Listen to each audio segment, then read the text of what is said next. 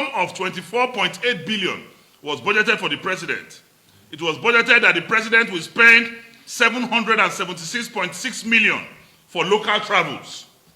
This is the president we know does not embark on any local travel, but is going to spend 775.6 million naira for local travel and transport, while the sum of 1.5 billion will be spent on international travel and transport. So put together, the president is going to spend close to 2 billion on traveling local and international. The president's foodstuff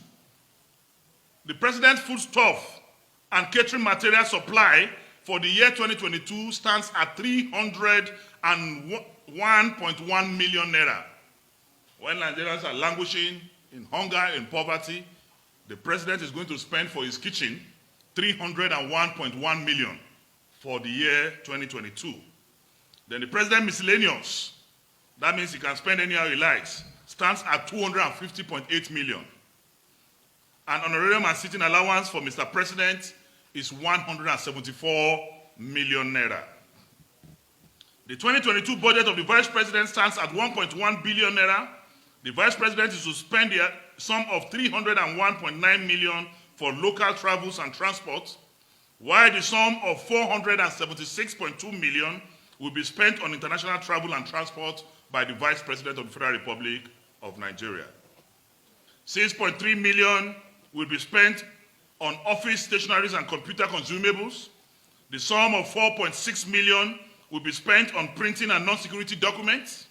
The Vice President food, stuff, and catering material supplies for the year 2022 is 156.6 million naira.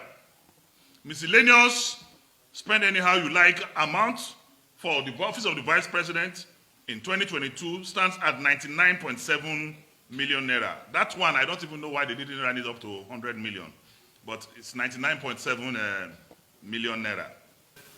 Objectives.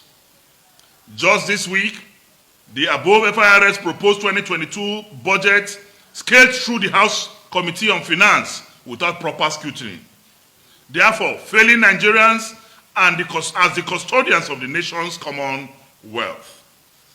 They failed to use their constitutional mandate to ensure judicious deployment of available resources at minimum cost. The provision of Section 88(2)(b) of the 1999 Constitution as amended, which gives the National Assembly the powers to expose corruption, inefficiency, or waste in the execution of administration of laws within legislative competence and in the disbursement of administration of funds appropriated by the National Assembly, is now in abeyance.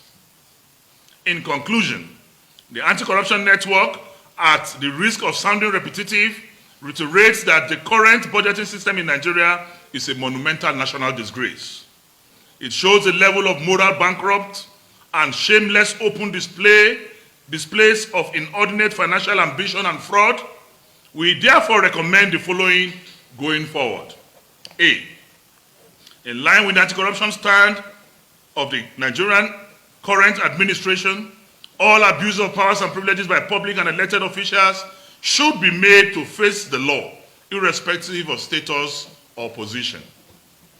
The executive should adopt a yearly publication of the appropriation bills before sending to the legislative arm of government. C, the presidency should also engage a reputable consulting firm to guide and audit the appropriation bill process to ensure credibility of the budget. Finally, the Anti-Corruption Network recommends that it is high time the citizens speak out and collectively hold our elected representatives accountable, since we are all stakeholders in the Nigerian project, and as a nation, we should remember that in an unjust society, silence is a crime.